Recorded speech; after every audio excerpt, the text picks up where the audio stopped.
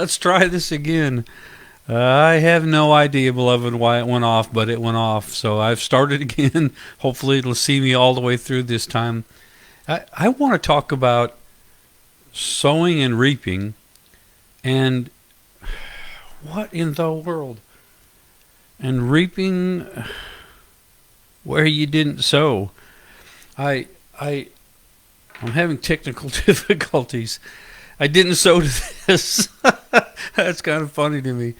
In Deuteronomy chapter 6, verses 10 and 11, and then again in Joshua chapter 24, verse 13, God says to the children of Israel that they're going to live in cities they didn't build.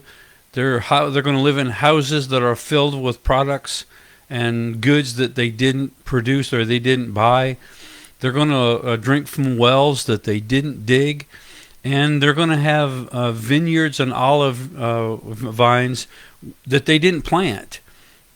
He says, when you get there and you have all these things, just don't forget me.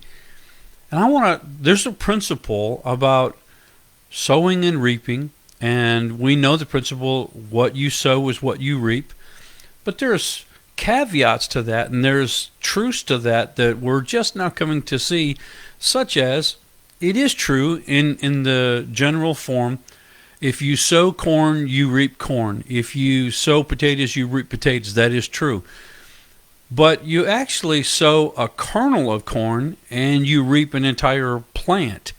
So it's not the exact same thing that you sowed. It produces the same thing. So in the general sense, you sow good things, you reap good things. You sow evil things, you reap evil things. And we know this to be true. But almost everything you will do today and every relationship you have today, you will in one form or another reap where you didn't sow. Good and bad. You will reap good seeds that you didn't sow and bad seeds that you didn't sow. Let me give you an example. Your job. Unless you're the boss and you created it from nothing, you created your own business, then you are working for someone and reaping seeds that somebody else sowed. Somebody else believed God. Somebody else made the effort. Somebody else put themselves out, borrowed money, or whatever they had to do to start the business that you're getting paid by. So the job you have is reaping seed that you yourself didn't sow.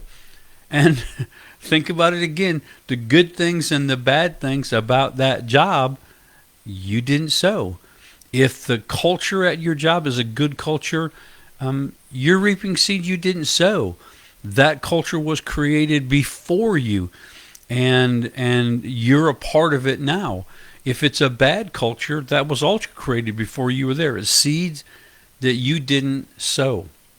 Now, the good thing about a job or a relationship or anything else is that if you're there, you can be leaven in the loaf of bread. You can make it rise. You can change the culture. You can make it better than what it is, or you can make it worse. So you are reaping seed you didn't sow at the very job you have. Take for another example your church. Whatever church you go to, if the lights are on and the building is made and built already, and there's a preacher there, somebody else prayed for that. Somebody else sowed seed to that. Somebody else paid for that building to be built or bought. Somebody else prayed and believed God for the minister to be there. Somebody else sowed the seeds of the teachers that you have at your church. The Sunday school teachers, the youth pastors, the children's church workers.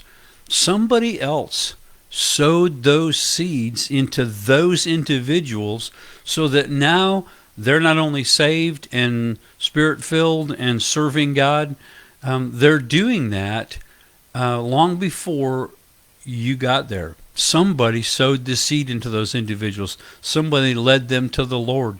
Somebody taught them how to hear the voice of God and how to study the scriptures and how to be all that they are today.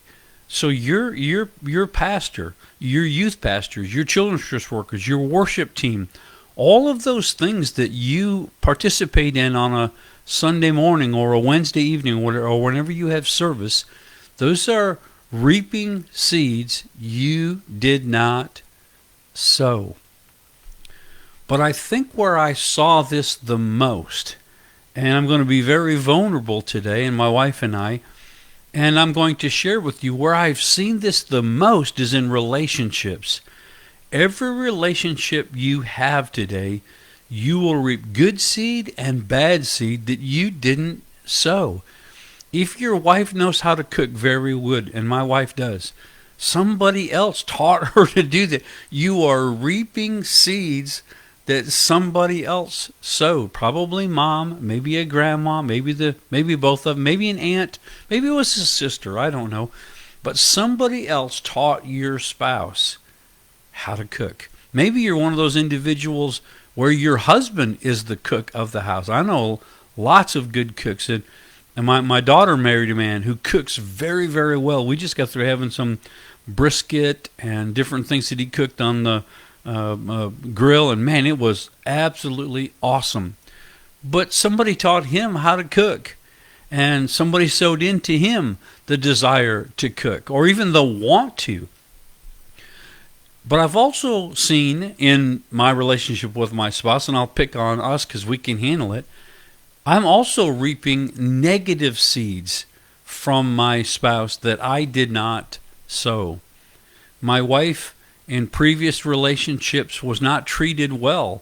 The men in her life, including her father and people that she dated, they did not treat her well. They were not trustworthy individuals. And so when I married her, I spent years and years reaping distrust.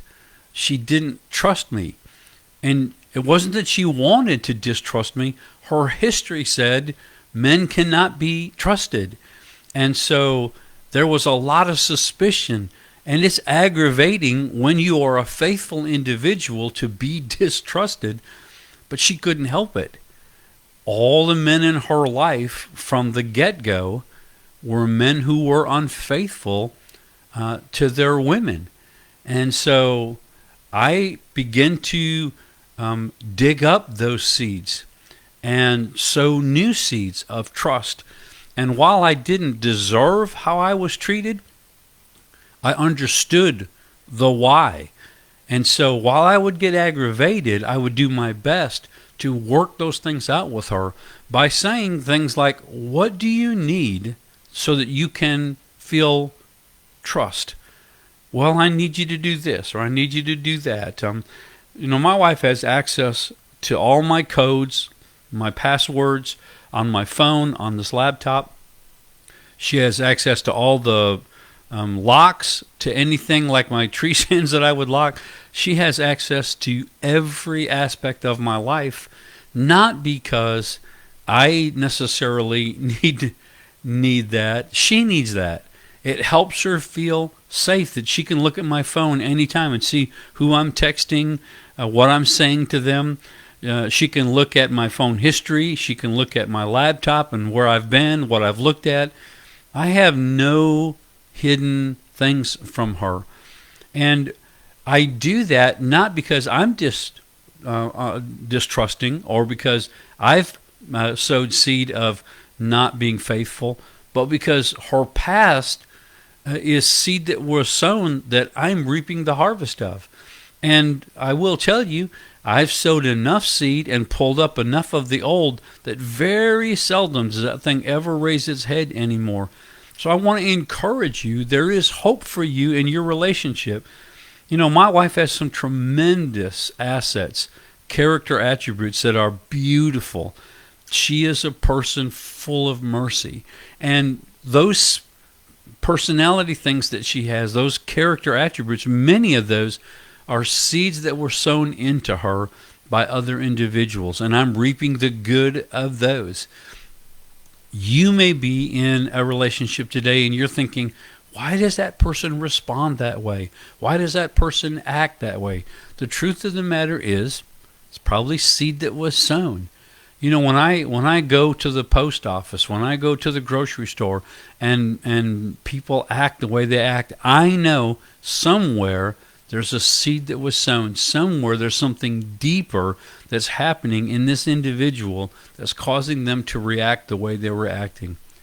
I read in a book one time, I think it was the John Maxwell book, that if somebody's acting completely out of character for the situation, there's always something deeper going on. And that's the truth. Something has happened to them that has caused them to react that way into that situation that they may not even be aware of. Something that happened to them as early as when they were 4 and 5 years old. Something that happened to them when they were 11 or 12 or 15. Maybe something that happened to them last week. Who knows? What I can say is, you and I today will reap good and bad seeds that we did not sow. And for the good seeds, you need to be thankful. You need to be grateful that somebody sowed good seed into your spouse that you are reaping the benefit of. And if there's bad seeds that have been sown that you're reaping the harvest of, my encouragement is to sow new seed, is to continue to ask the questions how you can build trust, how you can work through this situation, what you can do, and sow different seed. You know, if you're gonna if you don't like the seed and the harvest that you're reaping, you have to sow new seed. But before you can sow new seed, you have to dig up the old. That's called repentance. And so you dig up the old seed, and then you can plant the new seed. But here's the key. If you sow, let's say you sowed beets. I don't like beets. So you sowed beets and you're reaping beets, but you don't like beets. Before you can sow corn, which I love a lot, you have to dig up the beets. But then you can sow the new seed. You sow corn, but you can't reap corn the next day. It takes time for you to sow the seed for it to come up and you reap the harvest of the new seed that you're sowing. This is where most relationships go south, is that they're sowing new seed, but they're still reaping an old harvest, and it's frustrating. I get it. It is why Galatians says, don't get weary in well-doing. You shall reap in due season if you faint not. My encouragement, beloved, don't faint. Keep sowing the good seed. You'll reap in due season. I pray this has been a blessing to you. I'm actually off this week. I came in specifically for y'all. I love y'all so much. Thank you for being faithful. I want to say hi to a few new folks. Martha and Rocky and Dave and Cammie with a K. I saw that they were the first 3 or 4 that were on that are new. You know, I only get to see a few folks. They don't let me see all the thousands that show up, just a few of the new ones. So I want to say thank you for watching. Thank you for sharing. If you think this would help somebody you're connected to, please click share now while you're thinking about it. Send it to them, and together you and I will continue to reach thousands of lives. Have a great week. Looking forward to see you in the new year.